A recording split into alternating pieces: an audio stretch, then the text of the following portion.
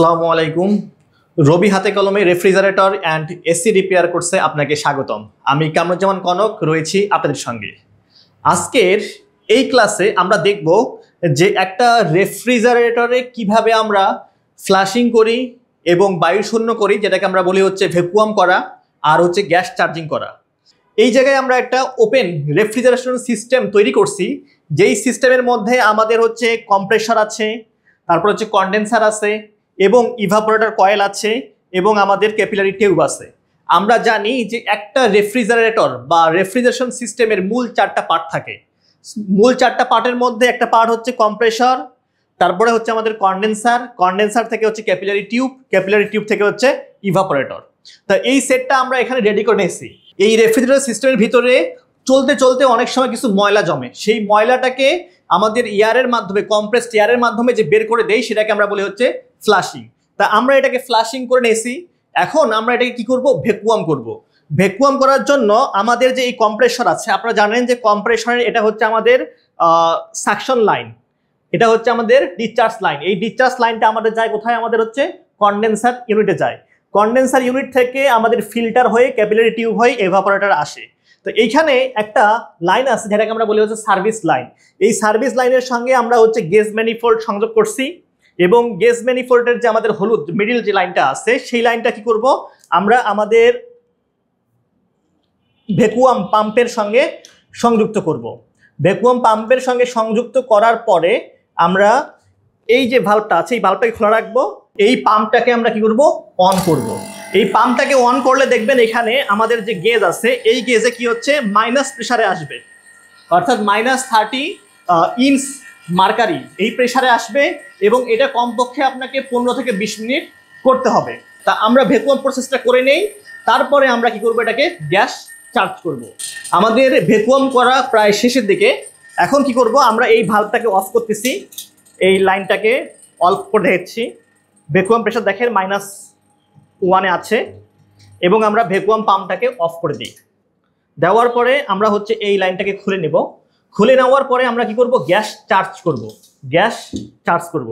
তা আমাদের এই যে রেফ্রিজারেটর যে কম্প্রেসরটা আছে এর গ্যাস হচ্ছে 134A, 134A।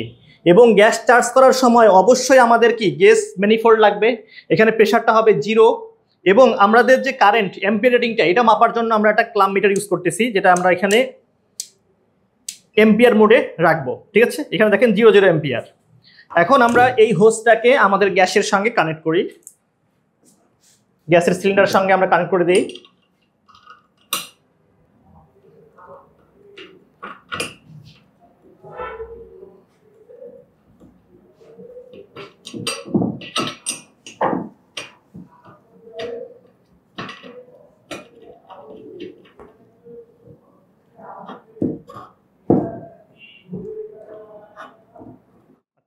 গ্যাসের সিলিন্ডারের সঙ্গে আমরা কি করলাম? হোসটাকে কানেক্ট করলাম।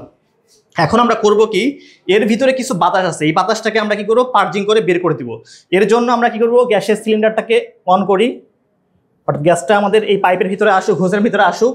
আসার পরে এটাকে একটু লুজ দিব, এই লাইনটাকে একটু লুজ দিব, লুজ দিয়ে গ্যাস ছেড়ে দেবো একটু করে। ছাড়লাম, অর্থাৎ এর ভিতরে যে বাতাসটা ছিল বাতাসটা বের হয়ে গেছে। এখন আমরা কি করব? এই কম্প্রেসরটাকে অন করব, অর্থাৎ রেফ্রিজারেটরটাকে অন করব। তো আমরা রেফ্রিজারেটর পাওয়ার দেই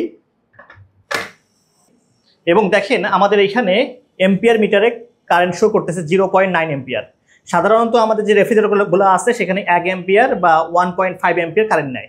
এখন কি করব? আমরা আস্তে আস্তে গ্যাসটাকে ছাড়বো এবং এখানে 0-তে রাখবো, প্রেশারটা, সাকশন প্রেশারটা 0-তে রাখবো এবং আস্তে আস্তে আমরা গ্যাসটাকে দিচ্ছি এবং দেখেন এখানে এম্পিয়ারটা কিন্তু 1 আসছে। আমরা আরেকটু বন্ধ করি, বন্ধ করে দেখেন এখনো 0 আসে নাই। আমরা আরেকটু গ্যাস দেই,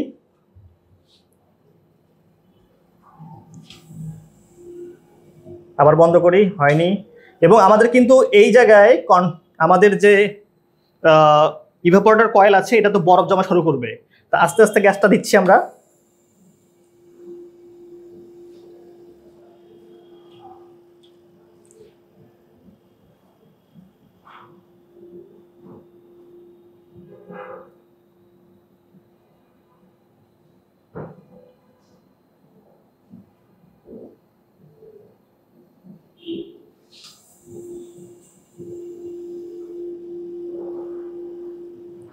এখন একটু খেয়াল করে দেখবেন যে আমাদের জিরো প্রেশার আসছে। আমরা এই প্রেশারটাকে আরেকটু চেক করি। দেখেন কম্প্রেসরে কিন্তু 1.1 অ্যাম্পিয়ার হচ্ছে এবং এটা কিন্তু আস্তে আস্তে ঠান্ডা হবে।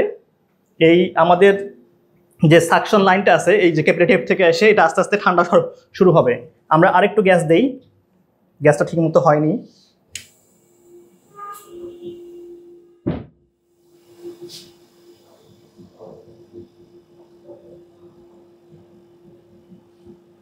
দেখেন অলরেডি কিন্তু ইভাপোরেটর কয়েলে আমাদের বরফ হওয়া শুরু হয়েছে। খেয়াল করি আমরা একটু ভালো করে, দেখেন অলরেডি বরফ হওয়া শুরু হয়েছে। অর্থাৎ এইভাবে রেফ্রিজারেশনে আমরা যদি গ্যাসটা অফ করি, দেখেন আমাদের কিন্তু এম্পিয়ারটা আসতেছে 1.0 এম্পিয়ার এবং দেখেন এটাও কিন্তু বরফ হচ্ছে।